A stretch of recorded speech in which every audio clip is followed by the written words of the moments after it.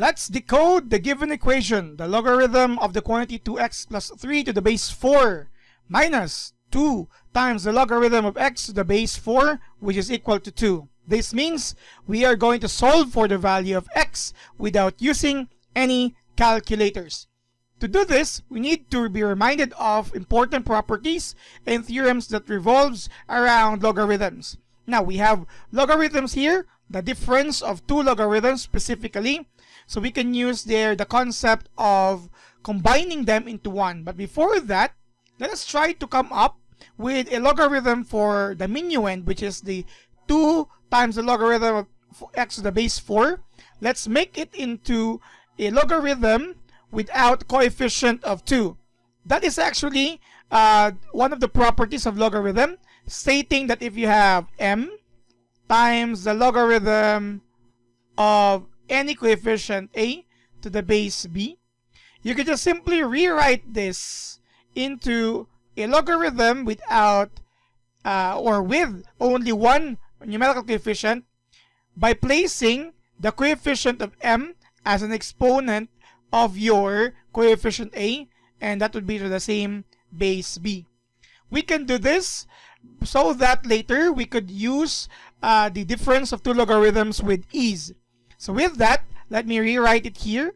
The logarithm, I'm going to write the entire equation, 2x plus 3 to the base 4 minus 2 times the logarithm of x to the base 4, which is equal to 2.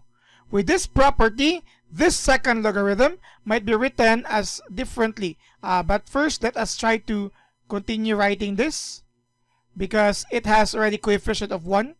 2x plus 3 to the base 4. And then minus, it will become the logarithm of x. Then you have here squared to the base 4. The coefficient of 2 becomes the exponent of the coefficient x here, which is still equal to the equality 2. So this is what we did for the first part.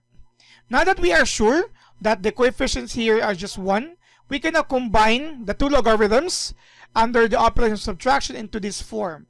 If you have a logarithm of of a to the base b, and let's say minus the logarithm of another coefficient c to the base b, and if we have the same bases just like the given, we can just combine them into one logarithm of the same base, and you will be having the quotient of your first coefficient over your second coefficient.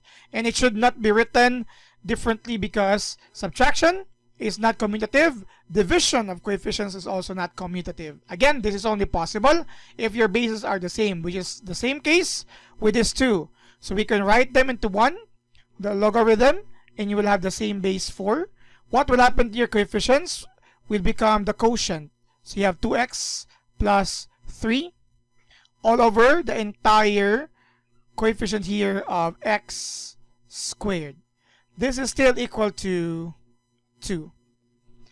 The reason of this combining them into one will be allowing us later on to transform the logarithmic equation into equivalent exponential equation in this manner. So if you have a logarithm of coefficient a to the base b, and let's say this is equal to y, let's not use x because x is here, we can rewrite this into a form involving exponents where we use the same base, y, or the equivalent of the entire logarithm, as your exponent, and this would be equal to the coefficient here.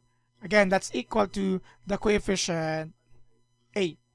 So with this, we can now transform this logarithmic equation so that we could solve the value of x later. This is actually 4 squared because that's base 4 and you have here square.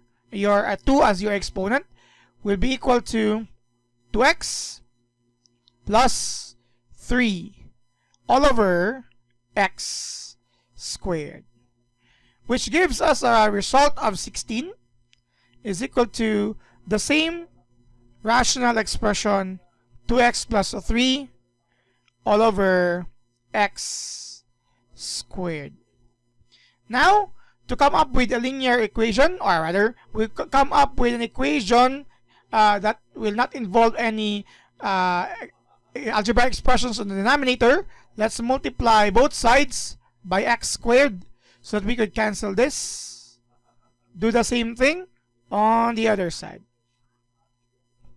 And with this, we'll have here 16 x squared is now equal to 2x plus 3.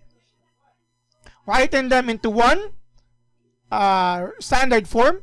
You have 16 x squared minus 2x minus 3 is equal to 0.